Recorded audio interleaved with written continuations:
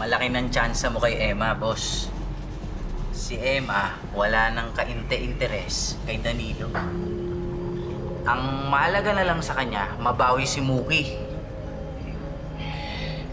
Hindi pa rin ako pwede makampante, Marco. Galit lang si Emma ngayon. Pero hindi natin alam kung wala na talaga siya nararamdaman para sa hayop na Danilo na yan. Ang tingin ko naman kay Emma, hindi siya yung tipong babaeng martir. Tsaka isa pa, pinagpalit siya ni Danilo kay Jade.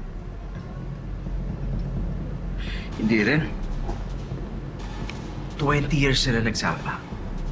Hindi yan basta-basta mawawalang nararamdaman para sa isa't isa. Tandaan mo isang masinsinan na usapan lang. Maaring magkalinawan sila. Magkaayos. Oh, di ba? Sa bagay, boss. Ano nang gagawin mo?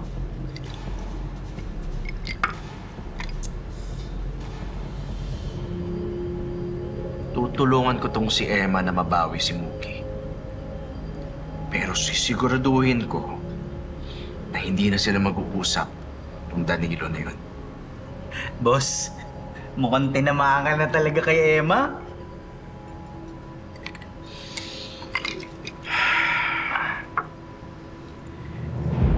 Ngayon lang ako naging ganito sa isang babae. Oras na makuha na niya si Muki.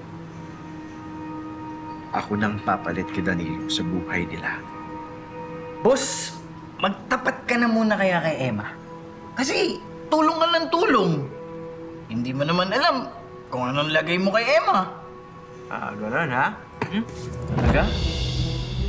Ina-underestimate mo ba ako? Sa tingin mo hindi ko kaya makuha si Emma? Hindi naman, boss. Naman. Ayun ka. Umalis ka na nga. Sira mong gabi ko eh. Huwag kang uminom, akin yan.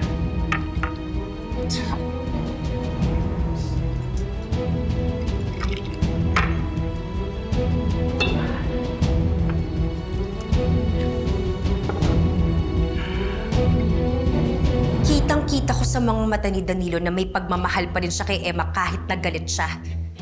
Affected siya sa pagkikita nila. Alam mo yung pananalita mo? Gosh, I'm like talking to Olive talaga. Damare, malamang Ate Olive and I are twins. So it's just normal for me to sound like her from time to time. Kung ako talaga si Ate Olive, sa tingin mo ba, Astrid, nandito ka pa rin hanggang ngayon? What do you mean? Hello? Iniwan mo kaya sa ere si ate? Nilaglag mo kaya siya ng bonggang-bongga? Kaya kung talagang ako siya, di sana matagal na akong naghigante sa'yo, di ba? Touché. Kung ikaw nga si Olive, pinakulong mo na ako. Or worse, pinadampot at pinatapon mo kung saan. Exactly. Now back to the issue. Hindi pwedeng makabalik si Emma sa mag-ama niya. At sisiguraduhin kong pati si Muki, hindi siya matatanggap. How will you do that? Anak ni Emma si Muki. Kailangan naming ikasal ni Danilo ASAP. Pagkatapos noon, aampunin ko si Muki para wala na talagang habol si Emma. Now, I need you to help me with the wedding preparations. Find me a wedding planner who can mount a grand wedding in 3 months.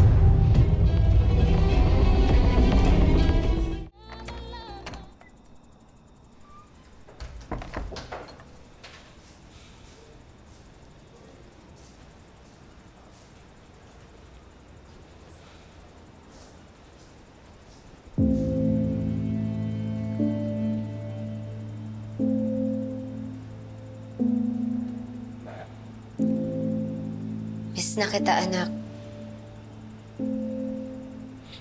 Hindi yung message mo. Di ba gusto mong bawiin siya kina Jade at Danilo? Hindi ko pa kaya. Ano hindi mo kaya? Emma, ready ka na. Yung anak mo, yun ang kahinaan mo. Pero alam mo ba, handang-handa ka na lumabang kay Jade. Kung gugustuhin mo lang. Andalhin mo lang sabihin yan kasi wala ka sa lugar ko. Madali lang naman kasi talaga eh. Ikaw lang naman to naduduwag. Natakot. Dahil dyan kay Mookie. Emma, now is your time. Huwag kang panghinaan ng loob dahil dyan sa anak mo. Nakipagkita ka sa kanya. Sabihin mo sa kanya ang totoo. Kung hindi ka pinakinggan ng pulpul mong asa-asawahan, baka ang anak mo, ako siya makinig sa'yo. So,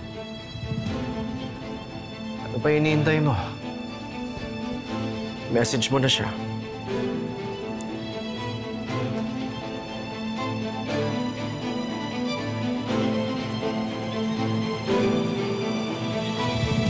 Sige na, Mookie. Alam ko, gusto mo nang magpahinga. Go freshen up and change your clothes.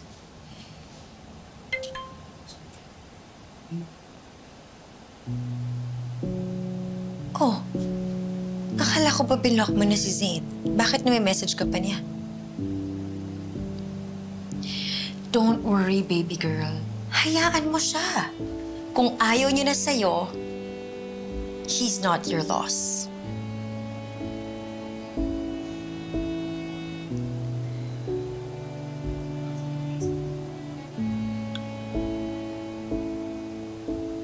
Sige na, magbihis ka na.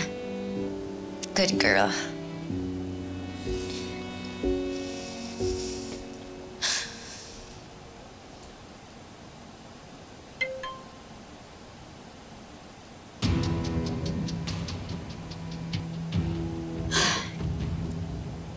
Is that still Zayn messaging you?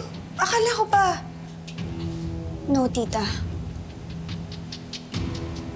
Si nanay, What?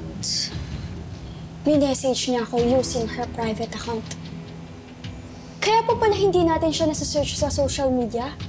Kasi yung mga accounts niya naka-private. Eh kasi nga nagtatago. At ngayon na booking na siya, she's reaching out. Anong sabi?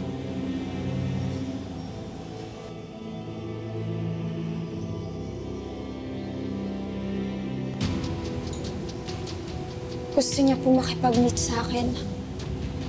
And? Are you going to meet her?